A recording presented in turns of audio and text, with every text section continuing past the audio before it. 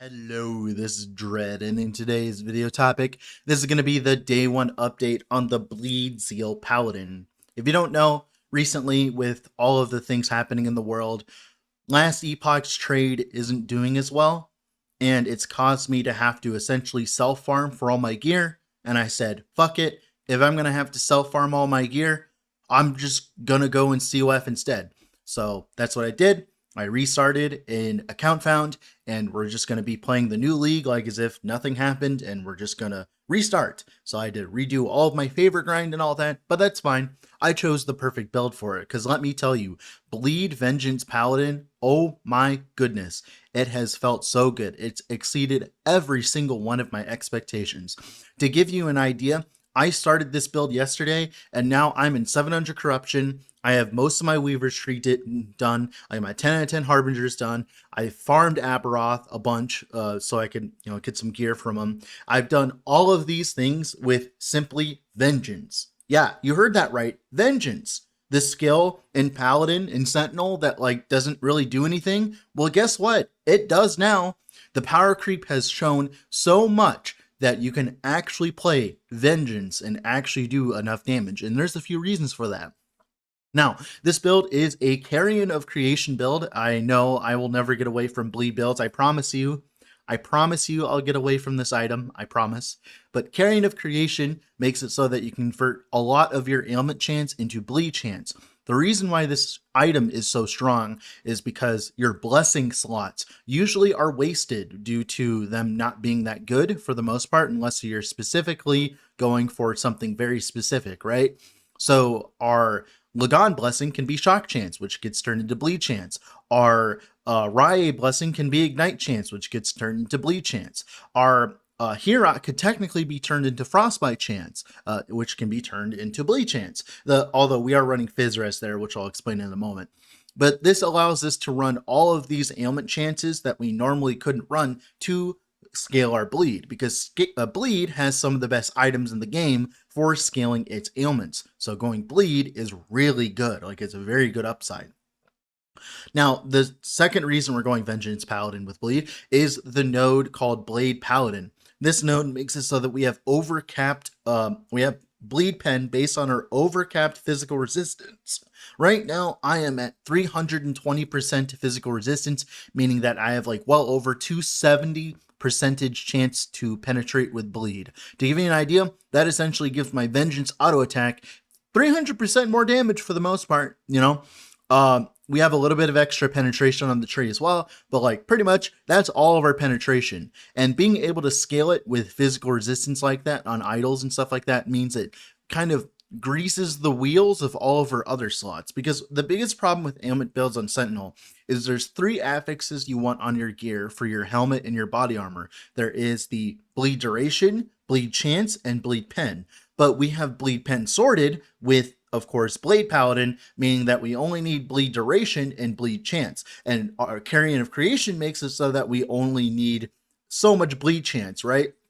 Which means all of our prefixes on our items can be bleed duration. So we can have very large bleed duration. Right now we have, I think, almost 300% bleed duration. So all of that combined leads to our Vengeance auto attack actually doing damage. Now, we are doing a bunch of random stuff with our Vengeance auto attack. The first things off, we are casting Holy Flame, or Holy Flame Burst. The idea is we put on our Holy Aura, and whenever we hit melee enemies, they get stacks, and then once they reach the cap of those stacks after hitting them with melee attacks, they pop in an explosion. And that pop not only can shotgun with other enemies that also have Holy Aura, right, on them, it also can just do a significant amount of damage, because remember, we're converting all of our global ailment chance to bleed, meaning that all of these explosions also bleed as well.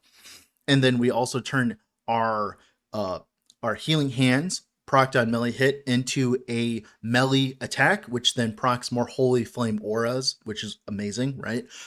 That's just a lot of extra damage, because every single time we attack, we get an extra attack. Cool. And then on top of that, On Vengeance's tree, it turns out there's a node in it that helps us out a lot, and that is the Iron Blades node, which gives us up to 100% chance once we stack some attunement to throw out a iron blade at an enemy whenever we hit something or whenever we riposte it. And that means that it's another melee hit. And apparently, from my testing, when you hit with it, right, when you hit with the little iron blade, that actually counts as a melee hit. You know, and it also scales with the rest of the tree as well. Like, it gives us the fizz pen and all that, but it counts as an extra melee hit, and it scales with all of our vengeance stuff. So it ends up being significantly more damage. Also, as well, mind you, it counts as a melee hit, which then procs even more Holy Flame auras as well. So we end up proccing Holy Flame Aura all the time. We end up with so many melee hits, which then, you know, apply our bleed, and all of that combined leads to probably one of the more satisfying auto attack builds I've ever played.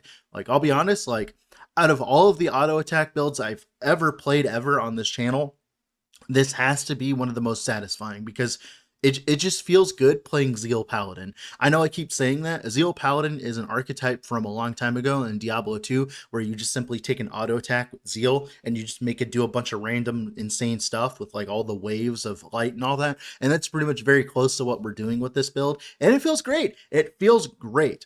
I'm really surprised at this build's performance. Like, I'm absurdly surprised. Like I said, we pushed so far in the first day. Like, the moment I swapped to Vengeance, I was like, amazing. Like, this is going to be a what do you call it? Like a fan favorite build for a very long time now, as long as this scaling stays in place, because it's really cheap to get started. I did it in COF day one, right? It's really easy to get started. It's really understandable. You can understand Vengeance. You can technically start it at level 1 if you really want to, because you get Vengeance at level 1. I think that this build is actually going to go places. I've done some testing and some math right now. With some better gear, we'll be at like 14 million to 16 million DPS, which is just over the threshold of what I would call the base minimum for doing Uber Aberoth. So you might be able to do Uber Aberoth with this build as well. I'll let you know when we finish it. But right now, I'm still farming for all of my legendary items, right? Like, I only have 1 LPs of everything. I don't even have a 1 LP Valdir's Chalice yet. I'm trying to farm a bunch. I need a 2 LP Undisputed.